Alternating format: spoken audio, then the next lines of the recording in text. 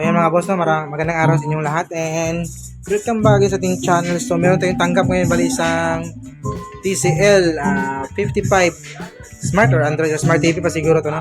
So yung problema nito is widescreen. Tinesting natin to pagdating, no? So meron naman siyang standby. Pundutin na natin yung kanyang standby. Yun, no?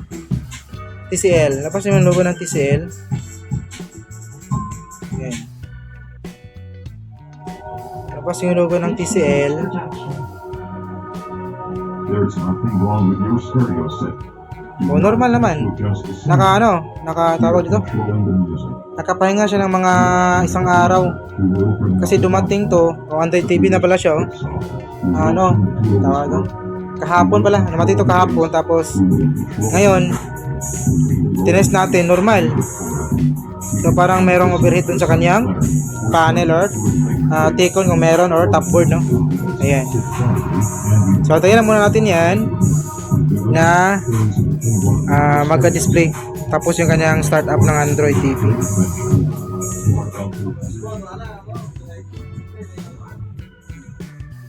Yun, normal naman. So, hayaan natin pandarito na matagal at babalik tayo kapag lumabas yung kanyang problema. So, kahapon, tinest natin siya. Labas naman logo ng TCL tapos mag-fade away siya. Then, yung buong screen is magkukulay puti, no? So, ngayon, normal siya. So, sabalan muna natin, no? Bihira. So, yan mga paro. Mga ilang minuto, lumabas yung kanyang problema. Namuti na lang yung kanyang screen. So, wala nang picture. Ano na lang, white screen lang yung natira, oh. Yan. Sobrang puti, di ba? Ayan. So, buksan natin to. Napatay muna natin para tingnan natin kung makikita natin yung kanyang TCL na logo dito. So, pindutin lang muna natin yan. Ayan, may TCL, ayan, tingnan nyo. Dahan-dahan niya mamawala hanggang sa magkulay puti na lang yung kanyang screen. So, yun. Buksan natin. So, ito mga boss, na bali nabuksan na po natin yung unit and then bali tinubulsot na rin natin to, no, para hindi naman mahaba yung video natin, para mapabilis yung video natin, no. So, ito nag-normal na po yung unit natin, no. Ayan. So, nag-normal na siya. Hindi na po siya nag-white screen and tinest natin ito ng matagal. Hindi na talaga bumalik yung problema niya. So, all goods na. So, ang ginawa natin dito kapag nag-white screen yung unit natin, chinek natin yung kanyang BGS, BGL, ABDD, BDD, normal. Pero yung beacon nito ay nagsi-0 volts po yan. Nagsi-0 volts yung beacon natin. Ito yung beacon nyo. Ayan. Beacon. Tapos dito sa kabilang side. Ayan. EB beacon. Tapos CF beacon. Isa lang yan. So, nagsi-0 po yan.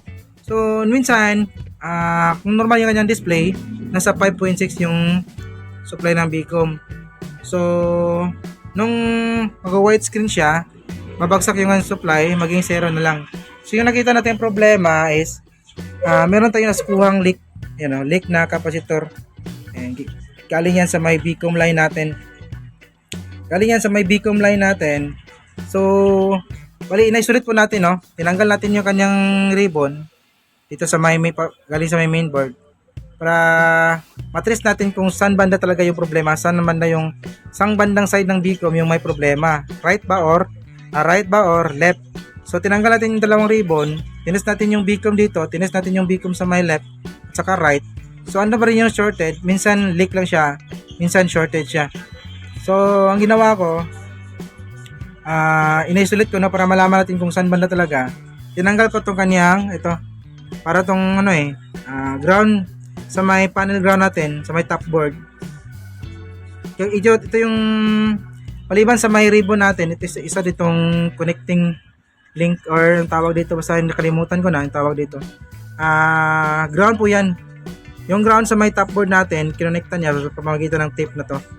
Ayan, tape yan. Ayan. Pero may continuity yung tape na to. So tinanggal na po natin yung tape, tinanggal natin yung tape dito, tinanggal natin yung tape. Tapos sinik natin yung Bcom dito sa may side na to. Wala yung shorted. Wala din yung leak. So dito naman sa kabilang side, tinest natin, andun yung shorted. Minsan, leak lang siya, minsan shorted. So pabago-bago yung kanyang resistance. So yun, doon tayo nahirapan, no, kung saan talaga yung problema niya. So kung filter capacitor ba, yung SMD type o yung SMD capacitor o yung mismong panel natin. So inaisa-isa ko po yung kanyang filter na SMD type dito sa kanyang Vcom line. So dito tinanggap natin yung capacitor na yan. Hindi po tayo gumamit ng short killer, baka ma-discuss yung panel natin. Yun na lang yung last option natin, yung short killer, kapag hirap talaga hanapin yung problema. So dito tinanggal natin yung SMD dito, filter na kanyang Vcom. Ganoon pa rin yung reading ng linya natin. Ito, tinanggalin natin yung capacitor na to. So tinanggal natin, ganoon pa rin yung reading.